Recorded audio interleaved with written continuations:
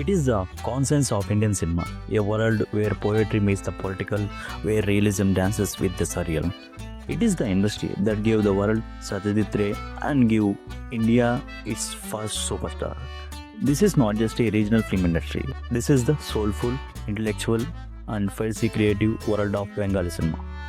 Welcome back to the Movie Man Studio.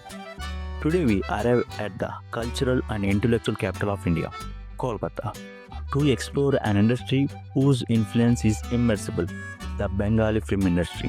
From the first talkie to new age thrillers of 2025, the dawn of sound and studio era. The story of Bengali cinema is inextricably linked to the birth of India's sound. In 1931, just months of Alamara, the first Bengali talkie, Dena Pauna, was released, but the true architects of the era were studios, most notably New Theatres. Founded in 1931, New Theatres wasn't just a production house, it was a school of thought. It championed literacy adaptation, sophisticated music, and a refined aesthetic. Their 1935 version of Devdas, directed by P.C. Barua, became the definitive template for tragic romantic hero across the India. मैं आ गया। किस लिए? क्या उस रोज की बातें याद है पार्वती? हाँ याद है, मगर उन बातों से फायदा? This era established a high illiteracy and musical standard, drawing from the works of Rabindranath Tagore and a rich tradition of Bengali literature, setting the stage of revolution. The Bengali Renaissance and the Ray phenomenon. The 1950s witnessed a cinematic big bang that would change the world cinema forever. This was era of parallel cinema movement and its undistributed master of Satyajit Ray, the author. In 1955, Ray's father Panchali funded by mortgaging his wife's jewelry. It was a poetic, humanist masterpiece that won the Best Human Document award at Cannes. The entire Apu trilogy redefined realism in film. Ray wasn't just a director, he was a Renaissance man, a writer, composer, and designer whose films from Jalsagar to Charulata are timeless studies of the human condition. The King and Queen. While Ray conquered the world, the heart of Bengal belonged to Uttam Kumar and Suchitra Sen. They are the first true super pair of Indian cinema. Uttam with his every charm and Suchitra with her ethereal beauty and strength defined the Bengali romantic dream for decades in film like Saptapadi, Haranosur. They are the box office gods ruling the commercial sphere with equal power. This unique duality, the global acclaim of Ray's parallel cinema and the local dominance of Uttam Suchitra stardom defined the golden age. The age of Mavericks. Post Uttam Kumar era and the political turmoil of the 70s give rise to a new way of fiercely individualistic filmmakers. The other masters. While Ray was the humanist, Ritwik Ghatak was the radical. His partition trilogy include the devastating Meghe the used fractured narratives and potent symbolism to explore the trauma of divided Bengal. He was a tormented genius whose influence only grew after his death. The satirist Mrinal was the firebrand. With films like Interview and Kolkata 71, he used brilliant technique and a guerrilla filmmaker style to deliver sharp political and social critiques. The commercial shift. The 80s saw the rise of new generation of male stars like Tapas Pai, Prosenjit Chatterjee, and Devdas Roy, who dominated the commercial sense, action-packed masala films and family melodramas, a stark contrast to the previous era's romance, the dark age and the slow revival.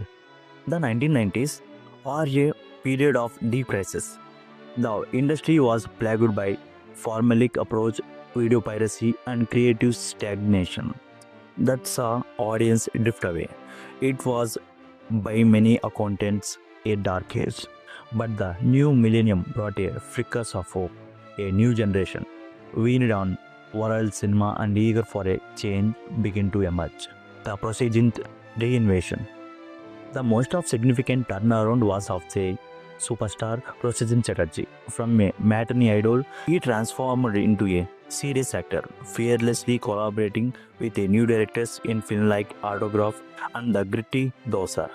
The new voices, directors like Rituparno Ghosh, arrived with a sensibility. Films like Unishi April and Chokare Bali are talky, literary, and psychological nuanced, bringing the urban elite back to the theaters. Aparna Sen, a stalwart actress, also emerged as a formidable director with films like Mr. and Mrs. Iyer. The content-led resurgence. The 2010s marked a full-blown Bengali cinematic renaissance, driven by a simple mantra: content is the king. The genre revolution. Filmmakers begins mastering specific genres. Thrillers, directors like Srijit Mukherji, Baishes Rabon, Vinsida, and Ankita Datta, Bhutar Babishyat brought a new level of wit, style, and narrative complexity. The detective universe, a renewed and grittier take on iconic literary characters like Byomkesh and Feluda, found massive success. Socially conscious cinema. Films like Panchali and Shonara Pahar offer passionate commentary on contemporary issues. The streaming boost. OTT boom was a game changer. It provided a platform for darker, more nuanced stories and a new generation of actors like Anirban Bhattacharya and Riddhi Sen to flourish. 2025 and the future. Today, Bengal cinema is a thriving in duality, much like its golden age. It produces big budget commercial entertainments, critically acclaimed author-driven films, and thriving middle cinema that constantly delivers quality. The industry has successfully reclaimed its position as its vital and vibrant center for intelligent filmmaking. Conclusion. From the poetic humanism of Satyajit Ray to the sharp social commentary of today's thrillers, Bengal cinema journey is a testament of power of the idea. It is an industry that has a constantly valued intellect over spectacle, soul over size. It weathered a creative famine and emerged stronger, proving that as long as there are stories to tell, the soul of Indian cinema will continue to beat in Bengal. So, which facet to Bengali cinema speak to you the most? The global atrocity of Ray, the timeless romance of Uttam Suchitra, or the sharp modern thrillers?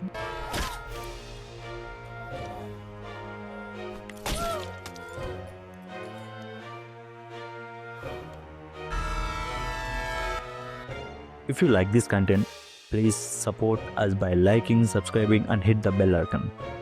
This is the Movie Man Studio signing off. Hasta la vista. I'll go eat my pasta.